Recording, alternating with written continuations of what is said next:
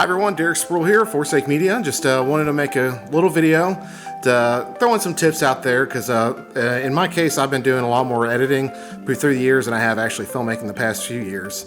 So I got a little more earlier start on that part.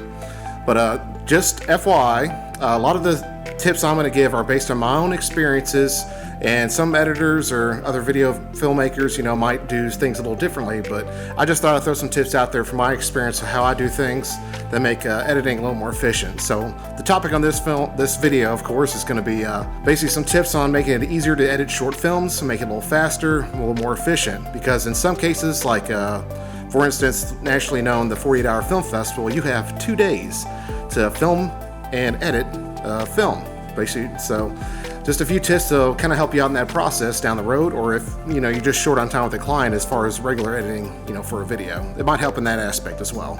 So tip number one, of course, if you're filming, plan your shots. Especially if you have, certain scenes you want in there, you don't want to go in there just winging everything out. Otherwise, when you go download your files to your computer to edit, it's going to be a mess. So when you plan things out a little more accordingly, you can plan ahead of time as well when you go to editing, such as dropping files in the right folders when you already have them set up. So once you get home from filming, boom, you drop it in there, and you can get down the timeline and get down a lot more efficiently. Another tip I have, of course, when you'll see a lot of these on film sets, slate your shots. So basically this it's either called a clapboard, or a lot of, they'll call it a slate whenever they say to slate a shot before you even start recording. This has a few different uses as far as lining up audio in the video, because in some cases you're recording from a different device. So this is going to be lining it up, because no one likes audio that's going to be not aligned with the video, because it's going to look really bad. So whenever you have this as well for editing, you'll usually have someone announce the scene, the shot, the take. So that way when you're matching up the audio and video, it makes it way easier to match up. You can either do an auto align, which a lot of programs do that now, or you can just line it up by the wave, wherever the clap is. Not only that, but when you're going to changing the file names, you'll know which take that is. So when you go through the actual process of editing, you'll drop in the timeline more efficiently. Tip number 3, make sure you keep track of your takes.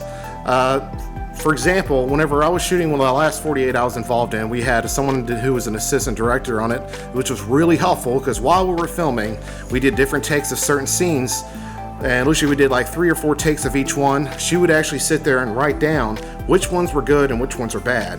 So when I went to editing, I knew exactly which file to use in the actual film whenever I went to editing, so therefore I could keep track of all that, and it made it so much easier. Usually on the bigger sets, you'll have a person on the side that's a DIT, or the digital imaging technician.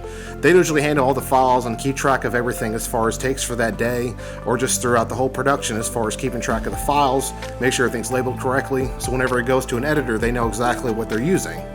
And it's a good idea to do this as well when you're going through the process, collecting your files too. And that brings us to number 4, name your files. The steps I usually take whenever I'm editing, I have my files drop in. I usually try to shoot in RAW or in some type of film format where it needs to be color graded. So whenever I do this process, I normally color grade the clips first before I actually edit the actual footage. So in this aspect, when I'm doing this, I can actually export them with the file names that I want them to be, as far as what the scene is, the take, and all that, to make it a lot easier. And this just runs the process a lot smoother when I actually go to editing in another program. Because there'll be other filmmakers, for instance, I use Blackmagic cameras, so I use DaVinci Resolve for color grading, but I still use Premiere for editing. Some people will just use DaVinci, which is fine, but I've just been used to using Premiere for so many years. So of course, keeping track of your file names and the takes there makes it way easier as far as a step before as well, when you know what takes you're supposed to be using for the film. And now my 5th and final step is to do each step accordingly at a time when you're editing, such as if you're color grading clips first, do that first for all the clips. Then when you lay down your timeline, I usually line up the audio according to each take whenever I'm going through the timeline, so that way I know the audio matches up from each take that I put down as far as cutting it. So I go through, do the rough cut, and then once I get that done, I add any B-roll in between certain shots if there's any of that included. And then I work on any audio sound effects if they need to be added in there, if they either recorded on the side for the recorder or just added in through certain websites. Then once you have all that together, you can work on the credits. I'll usually do that next step, so adding any from the intro or the outro, anything between. Then of course adding effects.